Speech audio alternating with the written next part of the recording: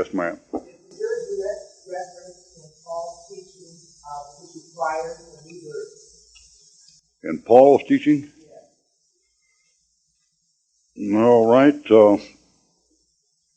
These references, you couldn't say these things were direct, but I'll show you some things that are awful close to it.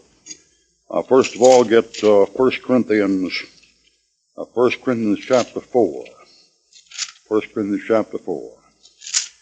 And then also get 1 Corinthians chapter 15. 1 Corinthians 4 and 1 Corinthians 15. All right, 1 Corinthians chapter 4, verse 15. For though ye have 10,000 instructors in Christ, yet have ye not many fathers. For in Christ Jesus I have begotten you. There's a birth. I have begotten you through the gospel. So the conversion there is likened to a birth. In that case there, the man that led the man to Christ is given credit for being the father of the birth. I have begotten you through the gospel. Well, the next one is 1 Corinthians chapter 15. And this one here, Paul's talking about his own conversion. 1 Corinthians chapter 15. 1 Corinthians chapter 15, verse 7. After that he was seen of James, then of all the apostles. And last of all he was seen of me also as one born out of due time. So Paul likens his conversion to a birth, and the conversion of converts to a birth. Now, one more, Ephesians chapter 2. And Ephesians chapter 2, although this thing is not given as a birth, it's given as a resurrection from the dead.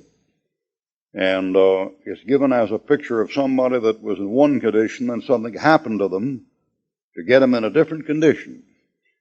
Ephesians chapter 2, verse 1. You hath he quickened who were dead in trespass and sin. Verse 5, even when we were dead in sin, hath quickened us together with Christ. By grace you are saved, but raise us up together. Now that says the unsaved man before he's saved is dead. So if he has life when he receives Christ, he's quickened, then you have a man who's dead and he's given life. That's a birth. And obviously that's not a first birth. Obviously that's a new birth. So there's nothing on it directly, but those three things indicate that the salvation when a man receives Christ is a birth, and it's a begetting, and he has a spiritual father, and he has life, whereas before he was dead. Now, there are one or two others. Get 1 Corinthians chapter 3, and notice the new Christian is spoken of as a baby. 1 Corinthians 3:1.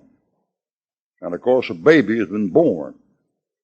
1 Corinthians 3, verse 1. And I, brethren, cannot speak unto you as unto spiritual, but as unto carnal, even as of babes in Christ. I have fed you with milk. That's what a baby eats.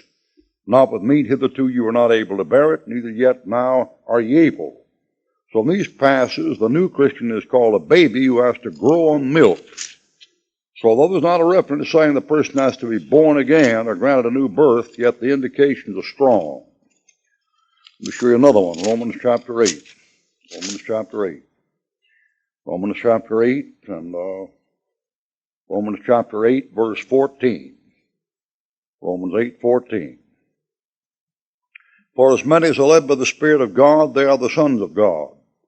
For you have not received the spirit again of bondage again to fear, but you've received the spirit of adoption. That's a child. Whereby we cry, Abba, Father. The Spirit itself beareth witness with our spirit that we are the children of God.